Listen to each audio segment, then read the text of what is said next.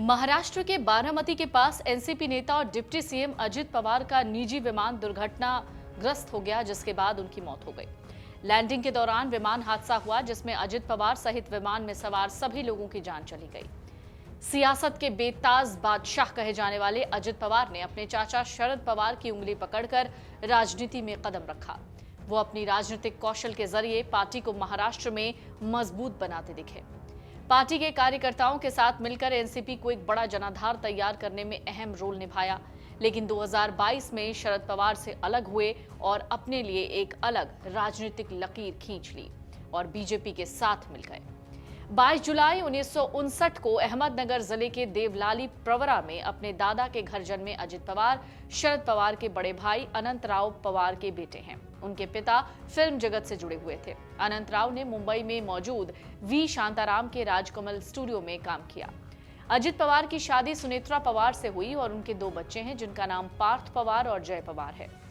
Maharashtra education society high school Baramati से अजित पवार ने प्राथमिक शिक्षा हासिल की। हालांकि जब वो कॉलेज में थे तो उनके पिता का निधन हो गया, जिसके बाद उन्होंने पढ़ाई छोड़ दी।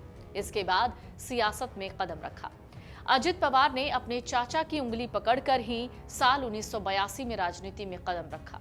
अजित पवार प्राथमिक शिक्षा की पढ़ाई कर रहे थे तो उस दौरान उनके चाचा यानी शरद पवार एक दिग्गज सियासी नेता बन चुके थे। राजनीति में कदम रखने के बाद सबसे पहले उन्होंने एक सहकारी चीनी कारखाने के बोर्ड के लिए चुनाव लड़ा। वो पुणे सहकारी बैंक के अध्यक्ष के रूप में भी चुने गए।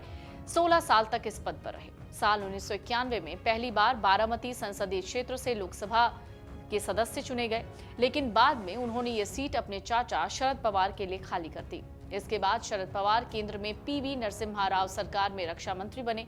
यहीं से शरद पवार केंद्र की राजनीति में खुद को एक्टिव करते हुए अजित पवार को भी एक्टिव करने लगे और सियासत की कमान अपने हाथ में अजित पवार ने लेनी शुरू कर दी। अजित पवार ने अपनी मेहनत और लगन के बाद खुद को शरद पवार के सियासी वारिस के तौर पर महाराष्ट्र में स्थापित किया। महाराष्ट्र की राजनीति पर अपनी पकड़ मजबूत बना ली। इसके बाद साल 1995 में वो पहली बार पुणे जिले में बारामती विधानसभा निर्वाचन क्षेत्र से विधायक बने। इसके बाद से लगातार इस निर्वाचन क्षेत्र के विधायक चुने जाते रहे।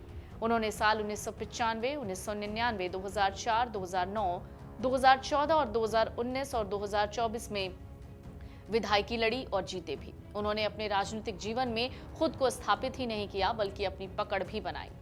अजित पवार ने अपने 45 साल के सियासी सफर में 1 बार सांसद और 7 बार विधायक रहे। उन्होंने खुद को महाराष्ट्र के राजनीति से सीमित रखा। सरकार में रहते हुए उन्होंने कई महत्वपूर्ण मंत्री पद संभालने का तजुर्बा भी है। उन्होंने राज्य सरकार में कृषि, ऊर्जा और योजना राज्य मंत्री के रूप में काम किया। उन्होंने सुधाकर नाइक की सरकार में कृषि और बिजली राज्य मंत्री के रूप में काम किया। इसके बाद जब उनके चाचा शरद पवार 1992 में और 93 में मुख्यमंत्री बने तो उन्हें मंत्री बनाया गया। साल 1999 में जब कांग्रेस और एनसीपी सत्ता में आई तो उन्होंने विलासराव देशमुख की सरकार में सिंचाई मंत्री का कार्यभार सौंपा गया था।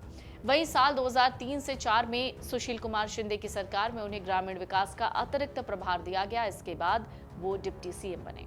साल 2019 के बाद अजित पवार की राजनीतिक करियर काफी दिलचस्पी से भरी रही। उन्होंने 2019 में 2 अलग-अलग मुख्यमंत्री के अधीन उप मुख्यमंत्री की शपथ ली।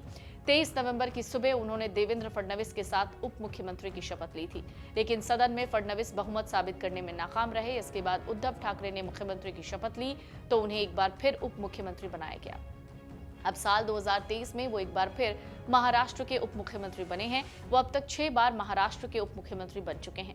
अजित पवार पहली बार साल 2010 के नवंबर महीने में उप मुख्यमंत्री बने। इसके बाद साल 2010 में वो दूसरी बार डिप्टी सीएम बने। 2019 में फडणवीस के साथ डिप्टी सीएम बने। फिर उद्धव ठाकरे की अगुवाई में महाविकास आघाड़ी की सरकार बनी तो उसमें भी डिप्टी सीएम रहे। इसके बाद 2023 में शरद पवार के बगावत कर शिंदे के नेतृत्व वाली सरकार में डिप्टी सीएम बने। 2024 में 6ठी बार डिप्टी सीएम बने। अजित पवार जिस चाचा शरद पवार की उंगली पकड़कर राजनीति सीख रहे थे, राजनीति में आए, उसी शरद पवार के साथ वो बाद में अलग हो गए। शरद पवार ने अपने सियासी वारिस के तौर पर बाद में बेटी सुप्रिया सुले को आगे बढ़ाया। जो ये बात अजित पवार को खटकी, अजित पवार ने अलग राह चुन ली। एनसीपी के तमाम नेताओं को लेकर बीजेपी की अगुवाई वाली महायुति सरकार में शामिल हुए थे। 2023 में अजित पवार ने पूरी तरह से एनसीपी पर कब्जा जमा लिया। 2024 में खुद को स्थापित करने में भी कामयाब रहे।